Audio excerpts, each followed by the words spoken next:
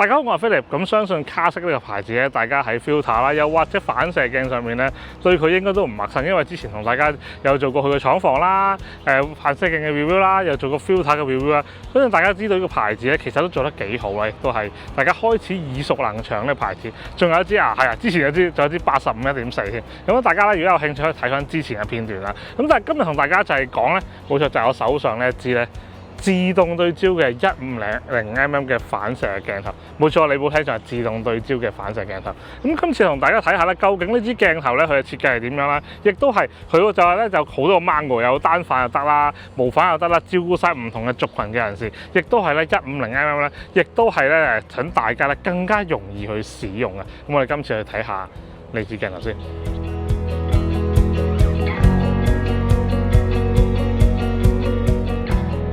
咁作為世界上第一支150mm 嘅反射鏡頭，亦都係有自動對焦嘅話咧，大家都好有興趣睇下佢嘅 spec 嘅。咁同大家講下先。咁當然就係150mm嘅焦距啦，固定5.6光圈。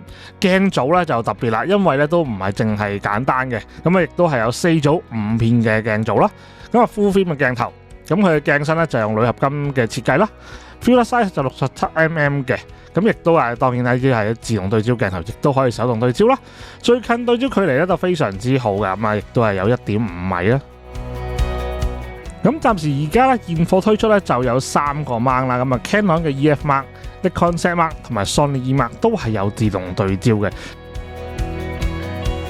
即係有一樣嘢就係咧，我係用緊咧佢嘅E mount，因為好早期嘅版本嚟嘅呢個係咁啊。相對地嗰個對焦咧就並唔係大家如果 CP Plus 啦，又或者之後會買到個版本就唔係呢個版本嚟嘅。咁所以咧喺個自動對焦上面咧，可能咧就未必可以俾大家參考，所以就我冇特登去試個自動對焦啦。因為一來啦，我呢個早期版本啦，二來又轉接啦，所以我相對咧相信大家可以睇埋其他嘅 review 睇下個自動對焦個效果係點樣。但係的而且確咧，即係喺我手上用咧，自動對焦係 OK 嘅，咁但係你話唔會好快自動對焦啦，亦都唔會好即係慢慢聲即係超勁自動對焦，同埋佢有啲聲音嘅。咁但係如果大家喺 CP Plus 如果有去到嘅話咧，應該係自己嗰支咧係會表現比呢支好，因為嗰支係後期啲啦，同埋有 Z mount 啊嘛。咁所以大家呢樣嘢都要留意翻嘅。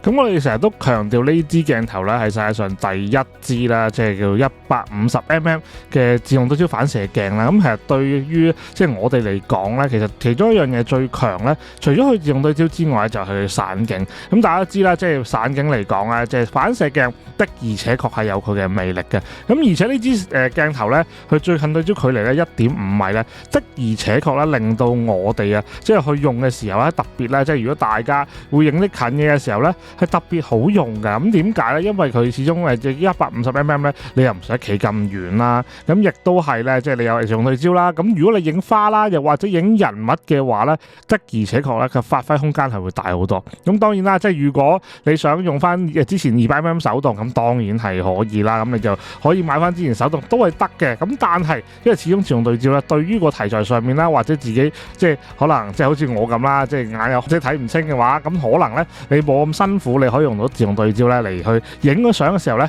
咁就更加輕鬆啦。咁另外呢支鏡嘅特點咧，就係內置埋一個磁吸環俾大家啦。咁大家即係除咗可以裝60mm嘅 filter 之外咧，仲可以利用到呢個磁吸環啦。無論佢嘅本身跟嘅鏡頭蓋啦，或者一啲磁吸嘅 filter 咧，亦都可以利用到呢個磁吸圈咧，就一吸上去就可以啦。咁啊十分之方便。咁咧亦都利用到咧卡式本身自己磁吸系統嘅優勢嘅。咁另外就係咧，佢呢支鏡頭嘅鏡組咧，頭先講到咧，就係即係4組5片嘅鏡組啦。咁亦都係出嚟嘅 quality 咧，除咗佢嘅散景好反射鏡嘅特色之外咧，其實都幾清晰嘅。咁咧，就算我哋影普通嘅相都好啦，咁其實咧，你見放大嚟睇咧，亦都係非常之優秀嘅畫質㗎。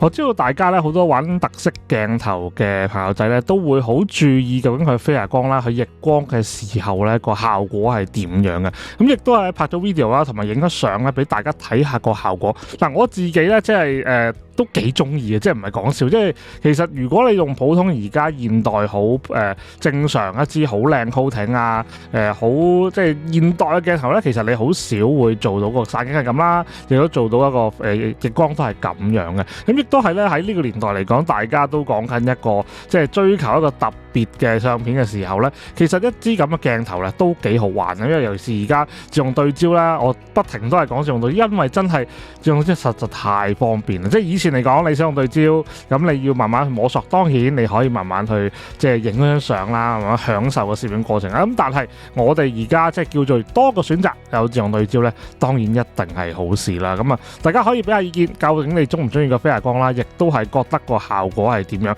歡迎下面留言一齊講下嘅。咁今次卡式咧的而且確咧做呢支自動對焦嘅反射鏡咧的而且確做得幾好嘅。咁我自己覺得啦，即係如果佢可以咧日後更加多嘅系列出嚟咧就更好啦。咁唔知大家咧即係會有咩焦距咧？即係我都好有興趣，大家即係可以留言傾下咧，即係究竟個焦距上面大家仲有啲咩想要？咁我自己私心咧就想要啲長焦距啲咁嘅 AF 嘅。咁例如即係600mm 咁啦，咁我去影可能生態啦，可能會有用啦。就算唔係600，可能400mm 咧都有可能係好用嘅。咁但係當然啦，即係有啲人就可能覺得，喂，有冇啲短焦距啲啊，可以影下人像啊，又或者影下其他嘢。咁我都覺得即係呢個受歡迎嘅話咧，即係我咁相信卡式都會出嘅。咁歡迎大家一齊下面留言一齊傾下嘅。另外，我諗有啲朋友仔都會好留意，究竟支鏡咧插入機身咧認唔認到支鏡？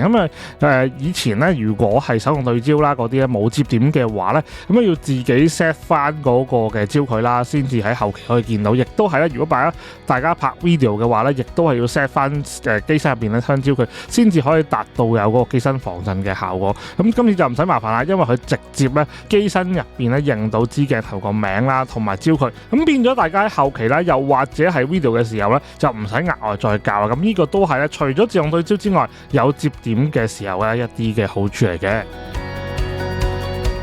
咁綜合嚟講咧，咁我相信大家用反射鏡好咁多年咧，好多時都係手動啦。咁但係而家即係2026年啦，終於有叫一支自動對焦嘅反射鏡，我自己覺得咧係件好事嚟嘅。咁大家我覺得可以，如果有機會咧，去有啲活動啦，亦都有試玩嘅話咧，記得去試下玩下啦。如果大家有興趣咧，即係記得咧，即係下面有條 link 咧，可以撳去睇下支鏡頭啦。咁我自己覺得啦，即係其實老實嘅。一支自動對焦嘅反射鏡，的而且確會令到更加多嘅人願意去試反射鏡。咁因為其實而家嚟講，大家已經習慣咗自動對焦嘅世界啦。咁亦都係手動相對唔係唔得，但係相對嗰個門檻都有少少高。咁當有一個自動對焦嘅反射鏡嘅時候，大家用嘅意欲帶出去意欲可能就會多咗。咁亦都係令到大家入門嘅時候都可以即係需要一個自動對焦鏡頭咧，都可以提供俾大家。咁呢樣嘢都係一個好處嚟嘅。